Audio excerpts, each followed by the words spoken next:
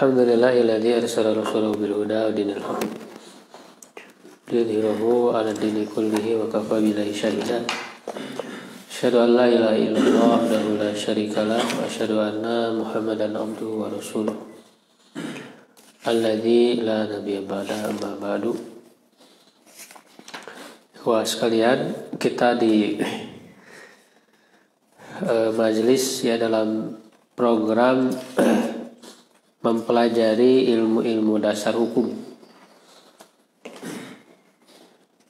Jadi artinya untuk bisa memahami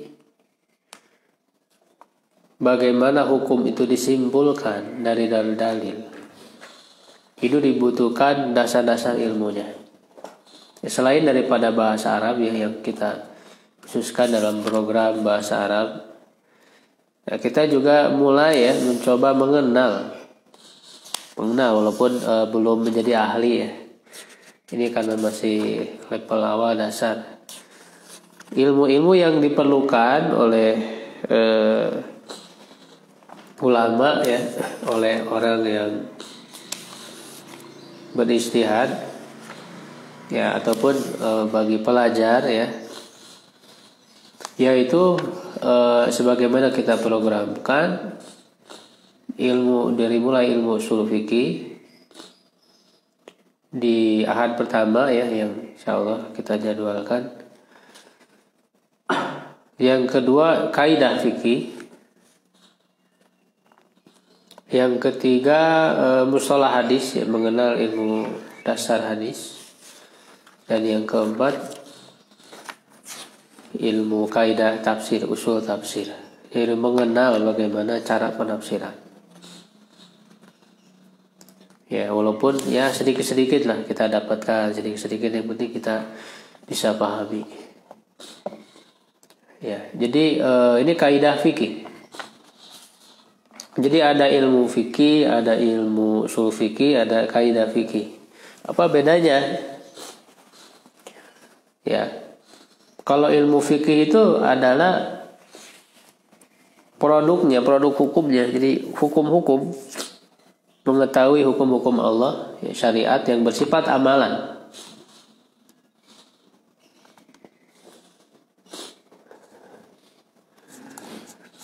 Ya makanya kan didefinisikan fikih itu al-ilmu bil ahkam syar'iyyah al-amaliyah al-muktasab min adillatiha tafsiliyah. Ya ilmu mengetahui hukum-hukum syariat yang bersifat amalan yang dihasilkan dari dalil-dalilnya yang terperinci, itu fikih. Jadi fikih itu hukumnya, hasilnya. Misalnya mengetahui sholat 5 waktu itu wajib, lalu syarat-syaratnya apa, rukun-rukunnya, itu adalah ilmu fikih. Nah sedangkan ilmu usul fikih itu adalah cara untuk memahami ya Al-Quran dan Sunnah, memahami dalil-dalil. Ya makanya didefinisikan ya ilmu usul fikih itu adalah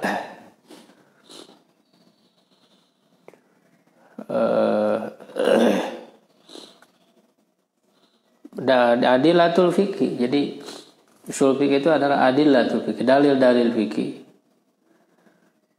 Ya.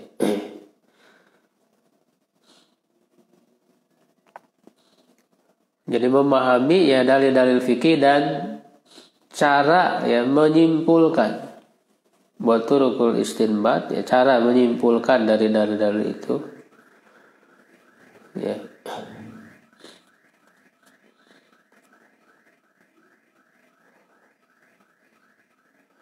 Dan juga tentang orang ya, orang-orang, keadaan orang yang melakukan itu, yaitu para mujtahid.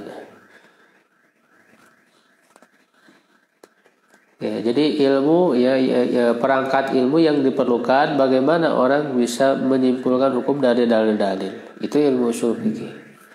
Jadi caranya, kalau ilmu ushul fikih itu caranya, ilmu fikih hasilnya. Nah, lalu apa ilmu kaidah fikih?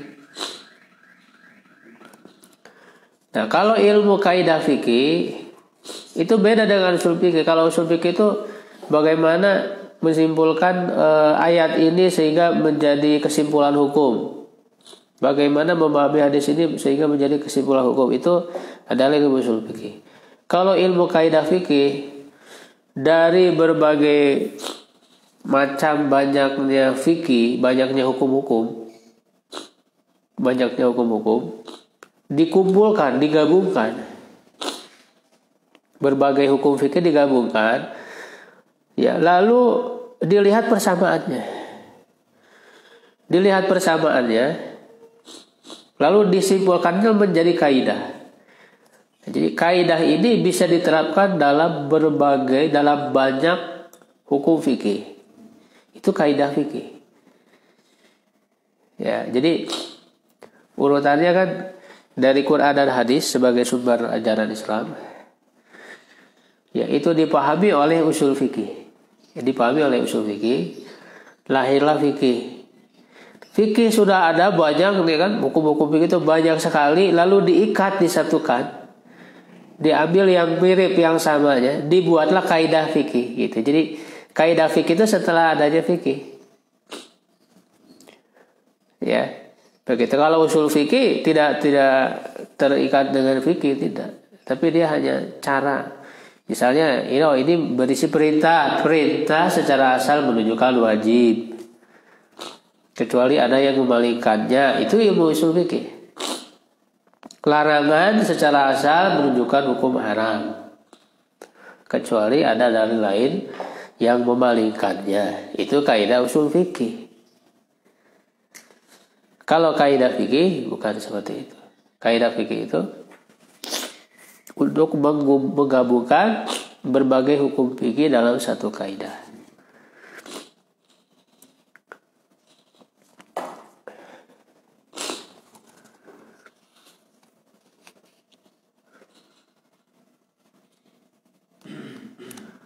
Ya, disebutnya juga kaidah itu kan yang mengumpulkan dari banyak hal, ya, yang namanya kaidah itu. Mengumpulkan dari banyak hal. Ya, maka di sini dikatakan jami'an mengumpulkan 5 masail fikih katsirah. Mengumpulkan banyak permasalahan fikih. Kalau kita belajar fikih satu persatu banyak sekali kan ini. Banyak sekali. Nah, kalau dengan kaidah membantu, dengan belajar kaidah fikih itu membantu mempelajari satu kaidah saja, itu bisa memahami banyak permasalahan fikih. Itu menariknya. Nah, kaidah fikih ini ada yang disebut dengan kaidah qawaid kubro, kaidah yang besar, kaidah kubro. Nah, kita akan pelajari yang kaidah kubro. Ada qawaid kubro, ada yang qawaid sugro, yang kecil. Kaidah kubro itu ada 5. Ini kita hafalkan yang qawaid kubro-nya dulu, ya. Baru nanti qawaid sugro, ya. Qawaid kubro itu ada 5. Nah, yang pertama itu kaitannya dengan niat yang tadi. Kaitannya. Ya, kaidah yang pertama itu al-umuru bimaqasidiha. Kaidah yang pertama, ya, al-umuru bimaqasidiha. Perkara-perkara itu tergantung niatnya. Tergantung maksud tujuannya.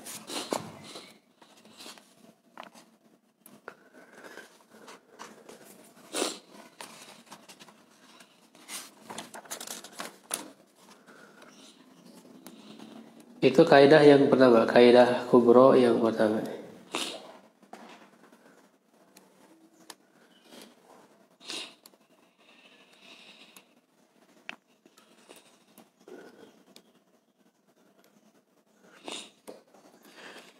Jadi dari satu kaidah ini dibawanya sangat banyak sekali permasalahan fikih.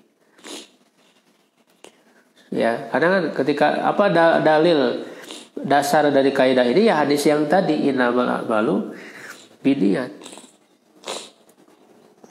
Itu dalilnya. Nanti dalam setiap kaidah ini tentu ada dalil-dalilnya. Dalilnya apa? Jadi dari dalil itu disimpulkan jadi kaidah dan dia bisa diterapkan dalam banyak permasalahan fikih. Ya, sholat tergantung niatnya, toharo tergantung niatnya, zakat, saum, semua. Dia masuk ke dalam berbagai fikih, masalah fikih. Ya, al-umuru bimaqasidiha, istilah kaidah fikihnya itu. Di sini nanti banyak contoh-contohnya. Bisa kita tulis dulu 5 kaidah yang besarnya. Tadi yang pertama al-umuru bimaqasidiha. Kaidah yang kedua, kaidah besarnya dulu. Karena nanti kaidah kecil itu sebetulnya turunan, cabang. Jadi dari kaidah besar ini al-umuru bimaqasidiha, itu nanti lahir kaidah-kaidah di bawahnya. Itu disebutnya qawaid sugro, kaidah kecil. Di bawahnya ada lagi. Ini kita yang besarnya dulu ya. Yang kedua al-yaqinu la yazulu bisyakki. Ya, sesuatu yang yakin tidak bisa dihilangkan dengan keraguan. Bisa la yazulu atau la yuzalu ya, sama al-yaqinu la yuzalu bisyakki. Ya, sesuatu yang yakin tidak dapat dihilangkan, dihapus oleh keraguan-raguan. Itu yang kedua.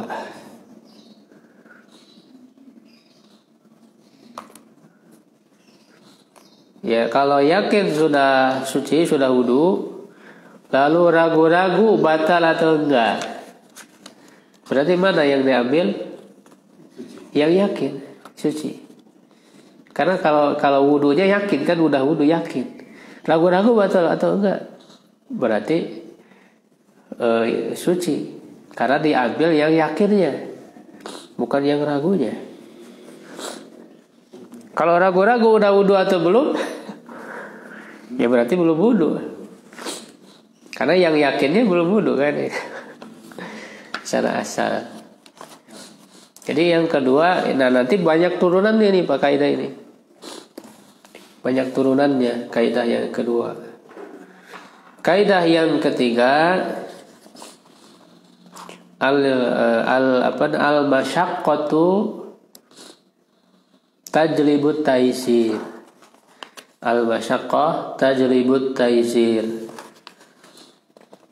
Kesusahan itu ya, dapat menarik adanya kemudahan, atau bisa menyebabkan adanya kemudahan. Itu secara kaidah besarnya. Jadi setiap ada kesulitan, ya itu bisa mendorong adanya kemudahan. Makanya dalam syariat Islam begitu. Ketika orang menghadapi kesulitan, ada rukhsah, ada keringanan. Orang yang sakit ya diberi keringanan. Sholat tidak bisa sholat berdiri, duduk. Tidak bisa duduk berbaring kan itu. Ketika dalam perjalanan berikan keringanan. Kenapa? Karena ada masyaqqah, ada kesulitan. Ya, itu yang ketiga, kaidah ketiga. Kaidah yang keempat, kaidah besarnya ini ya.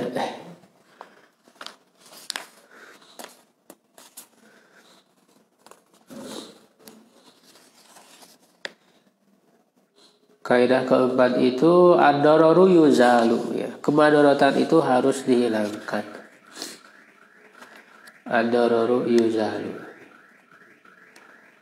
Kemadharatan harus dihilangkan.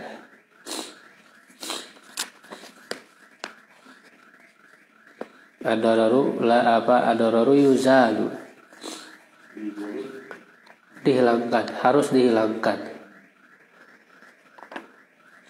Jadi apapun bentuknya, kemadharatan itu harus dihilangkan. Makanya tujuan adanya syariat Islam ini untuk mendatangkan kemaslahatan bagi manusia, bahkan bagi seluruh alam. rahmatan lil alamin. Nah, maka apapun kemadorotan yang timbul itu harus dihindarkan. Itu kaidah ya. Jadi kemadorotan harus dihilangkan. Maka tidak ada dalam syariat yang memadorotkan manusia, nggak ada. Dalam syariat itu nggak ada. Sehingga kalau dalam realitanya bisa memadorotkan, itu kan bisa dihentikan gitu. Kalau memang misalnya dengan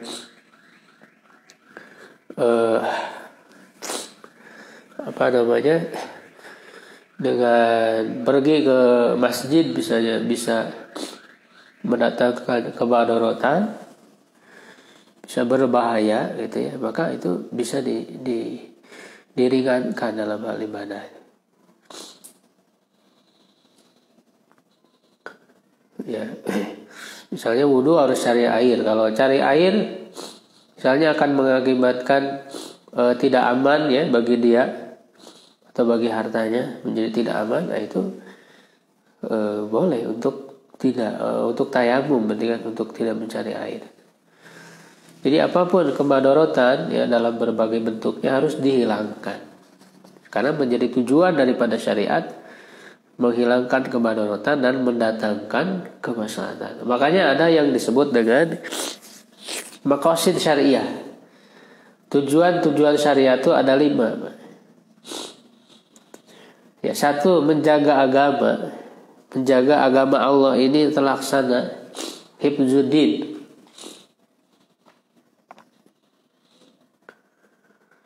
Karena agama kemaslahatan bagi manusia. Kan tujuan agama itu sendiri kan tadi mendatangkan kemaslahatan, sehingga agamanya sendiri harus dijaga. Dan paling besar tentu kemaslahatan di akhirat, bukan hanya di dunia. Yang kedua, hifdzun nafsi, menjaga jiwa. Islam itu tujuan menjaga jiwa, jangan sampai ada yang dibunuh, yang ditumpahkan darahnya tanpa hak. Nah, itu menjaga jiwa. Jadi agar orang tetap hidup. Ya kalau sudah datang ajalnya ya meninggal gitu ya. Tapi sebisa mungkin jangan ada hal-hal yang kemudian menghilangkan nyawa ya dengan sengaja. Yang ketiga,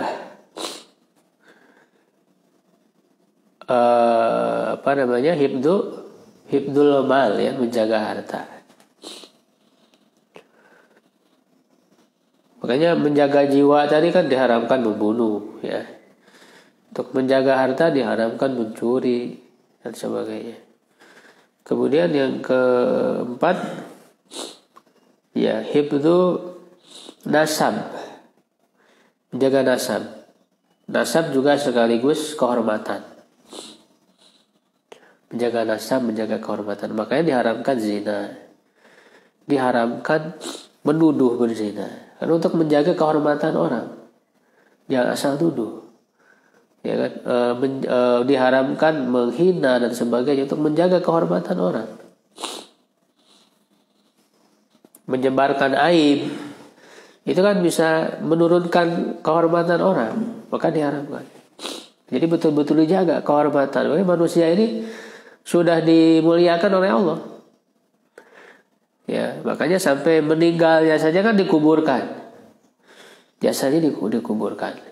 Itu sebagai untuk dimuliakan oleh Allah. Karena kalau tidak dikuburkan, tergeletak di mana saja, dimakan oleh binatang. Kan begitu. Itu menjadi tidak terhormat.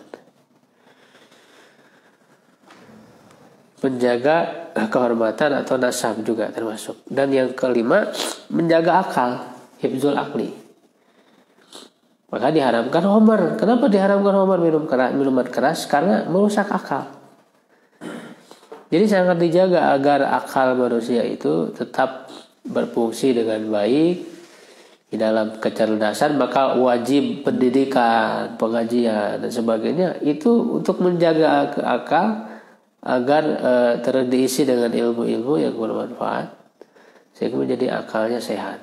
Ya, sedangkan orang-orang yang zalim, berbuat kerusakan, itu mereka menginginkan masyarakat rakyat itu jadi bodoh kan gitu, supaya Ya, supaya bisa dikendalikan, supaya bisa ditipu oleh mereka. Jadi akalnya dibiarkan bodoh, kemudian diarahkan. Apalagi dalam negara demokrasi kan ini. Orang dibodohi. Gak mau rakyatnya pintar, karena kalau pintar mereka nggak bisa membodohi orang yang punya kepentingan itu kan. Makanya dibiarkan rakyat itu jadi bodoh.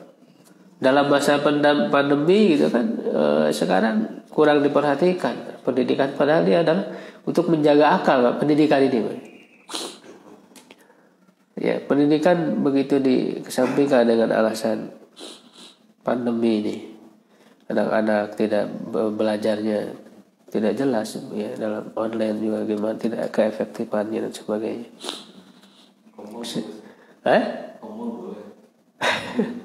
Ya kan? Gitu. Sedangkan yang lain-lainnya kan menjadi bebas saja sekarang, main bola segala macam kan. Padahal itu penting sekali. Ya. Itu mohon maaf ya, diurusin mana seragamnya gitu. Ya, gitu. Ngurusin seragam kan orang nggak pada pakai seragam sekarang. Belajarnya juga di rumah ya, daring sebagainya. Jadi itu pendidikan itu penting karena tadi untuk menjaga akal agar orang berpikir dengan benar, sehat, berpikiran sehat. Jadi itu 5 itu, makanya itu semua kemaslahatan ya. Kemaslahatan. Sehingga dalam kaidah fikih disebutkan ya ad-dararu yuzalu. Ya, keburukan setiap madorot harus dihilangkan. Berdasarkan hadis la darara wala dirara. Tidak boleh memadorotkan diri sendiri dan orang lain. Yang kelima, kaidah yang terakhir, kaidah besarnya ya, nanti kita bisa pelajari berbagai macam contoh-contohnya. Sangat banyak sekali. Al-adatu muhakkamatun. Kaidah besar yang kelima, ya adat tradisi itu bisa dapat ditetapkan sebagai hukum. Ya, tradisi bisa menjadi alat bantu lah gitu ya, alat bantu ditetapkannya hukum, tapi tidak mutlak ya. Tidak mutlak semuanya, enggak. Jadi pada hal-hal yang memang tidak ada ukuran secara jelas dalam syariat. Misalnya wajib seorang suami kan berikan nafkah. Itu kan wajib. Nah, ukuran berapa nafkahnya itu yang minimal, yang bisa untuk makan, untuk kebutuhan sehari-hari yang mendesak, itu kan cara menetapkan ukuran minimalnya, hukum ketetapannya itu kan adalah tradisi. Karena bisa jadi di dalam tradisi satu tempat dengan tempat lain berbeda, di daerah ini berbeda. Untuk ukuran kebutuhannya kan beda, Pak. Nah, itu yang dimaksud dengan al-adatu muhakkamatun. Adat itu bisa menjadi hukum. Muhakkamatun. Muhakkamah. Dari hukum, al-adatu muhakkamatun.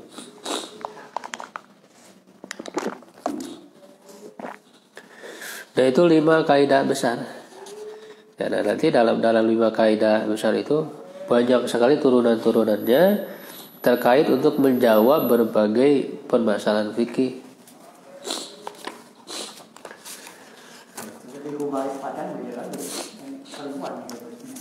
Ya kalau itu mah kalau bertentangan dengan hukum syariat yang sudah jelas ya itu nggak bisa, Pak. Jadi maksudnya adat yang bisa diberlakukan untuk hukum pada hal-hal yang belum jelas dalam syariat, belum ada ukuran yang pastinya, yaitu ukurannya dikembalikan kepada adat masing-masing. Misalnya menutup aurat, itu kan dikembalikan kepada adat masing-masing, tradisi masing-masing. Pakaiannya seperti apa yang jelas harus bisa menutup aurat, kan begitu. Bisa kalau tradisinya orang gue cuma pakai bijinya aja nutup. Enggak, maksudnya ya berarti dia tidak menutup aurat. Yang wajibnya menutup aurat. Aurat laki-laki ukurannya udah ada. Yang maksudnya adalah yang dikembalikan kepada tradisi itu pakaiannya. Jenis pakaiannya bagaimana? Apa? Model pakaiannya. Nah itu tradisi. Nah itu silakan. Yang penting tidak melanggar syariat yang sudah jelas. Tidak membuka aurat. Begitu. Ya kalau orang-orang Papua itu kan koteka itu membuka aurat ya berarti menyalahi syariat. Ya. Kan dalam tradisi-tradisi transaksi nanti kaitannya jual beli nanti lebih dalam lagi ya, sedikit-sedikit kita pelajari supaya paham. Gak bisa kita lihat contohnya di sini. Kaidah yang pertama, nanti ada turunannya ya, kita bahas yang pertama. Itu macam-macam para ulama menulis kitab-kitab tentang kaidah fikih ini. Ada yang paling sedikit, misalnya yang sering digunakan di pesantren,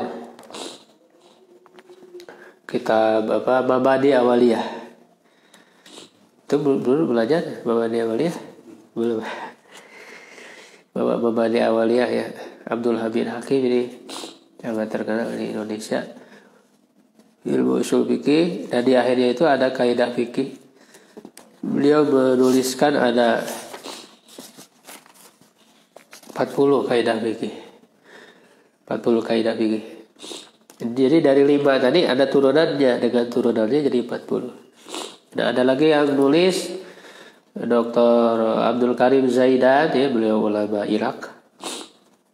Banyak karya-karya beliau, dan di antaranya dalam kaidah fikih beliau menulis 100 kaidah fikih.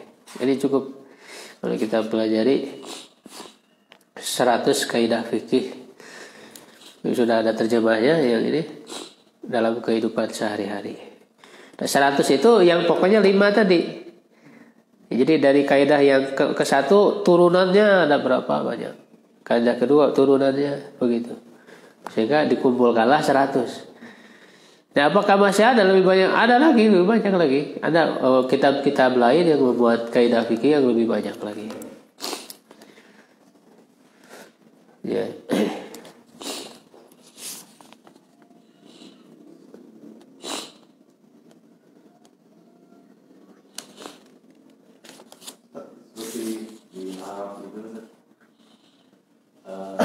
Adat itu kan misalnya untuk menikah itu perempuan itu harus bayar mahar itu juga biasa tinggi.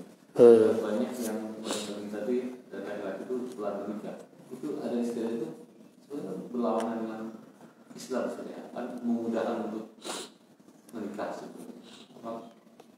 Apa kita termasuk melanggar itu?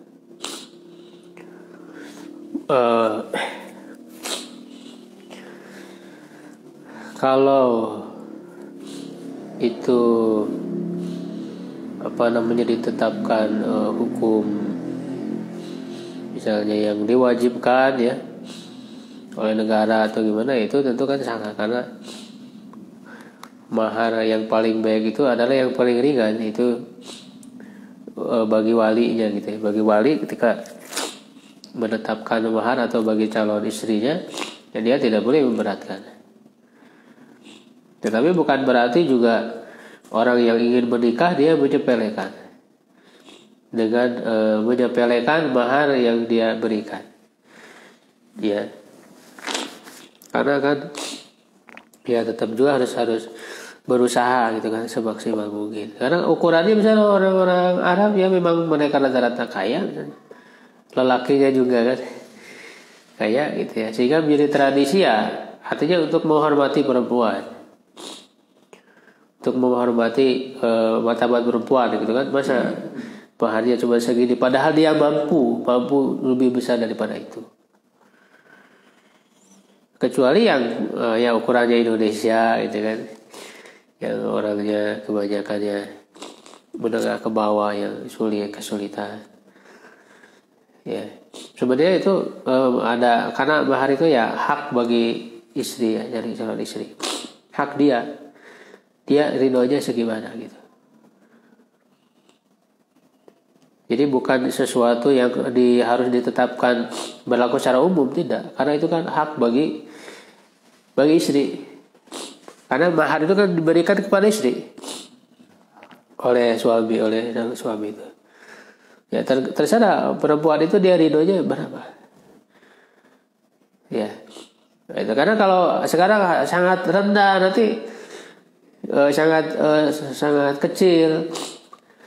Nanti khawatirnya dianggap rendah oleh orang gitu ya. Dianggap rendah. Walaupun tentu yang paling utama adalah penilaian Allah ya, bukan penilaian manusia.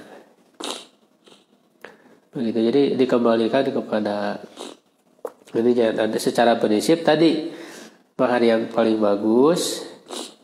Tentu ini hitungnya kepada wali, kepada perempuan ya, yang paling meringankan. Nah, sedangkan calon suami ya dia berusaha semaksimal mungkin memberikan mahar yang terbaik. Rasulullah aja kan maharnya, ya kan besar, maharnya itu besar Rasulullah itu. Sekitar ada yang menyebut bahkan 220 lah ya, 20 unta. Satu unta berapa harganya? Gitu kan.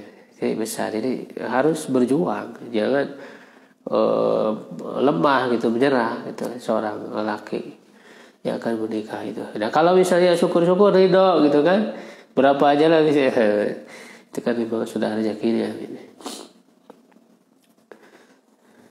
Jadi tidak ada ketentuan minimal Pak ya. Jadi tergantung. Ustaz, mahar itu kalau mahar ini katanya bisa dijual.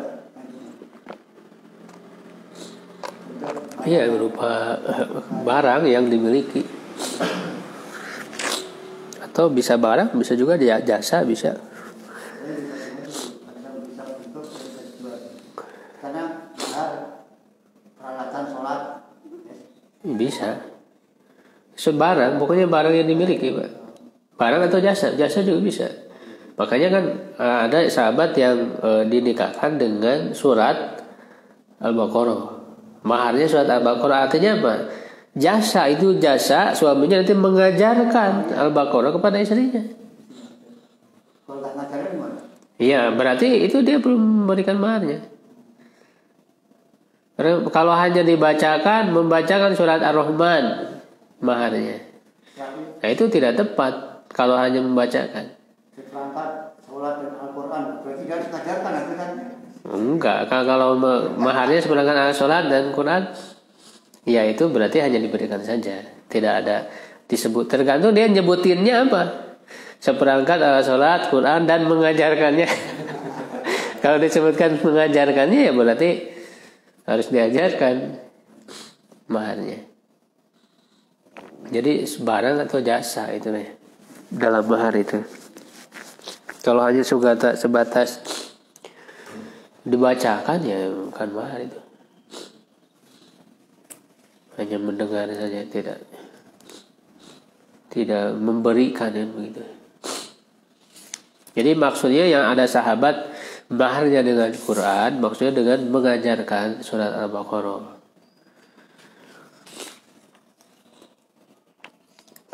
Surat Al-Baqarah lumayan. Mengajarkan surat pendek aja.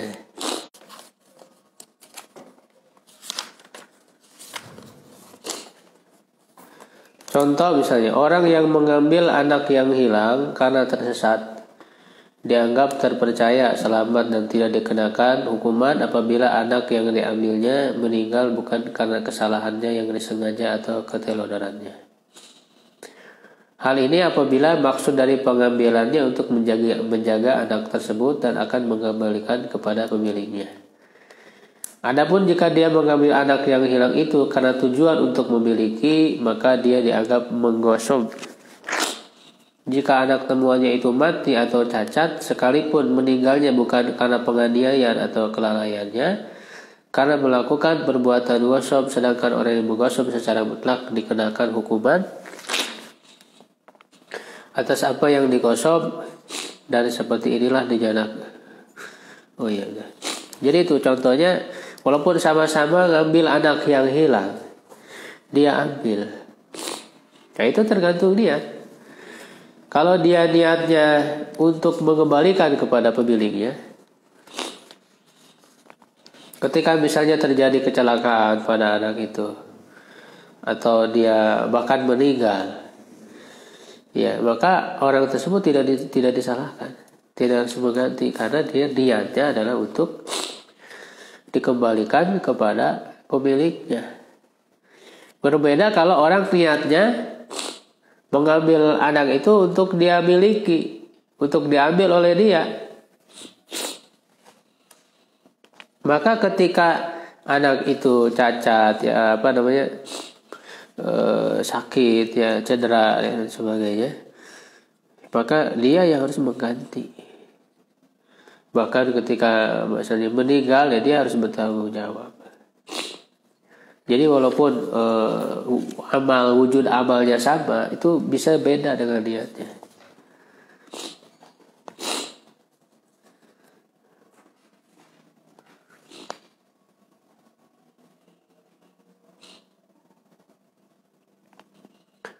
Di antara aplikasi dari kaidah ini atau cabangnya adalah terjadinya jual beli dengan lafaz fi'il mudhari, kata kerja yang sedang berlangsung, dengan maksud sekarang dan bahkan di masa yang akan datang. Seperti perkataan penjual yang mengatakan, saya jual kuda saya ini dengan harga ini.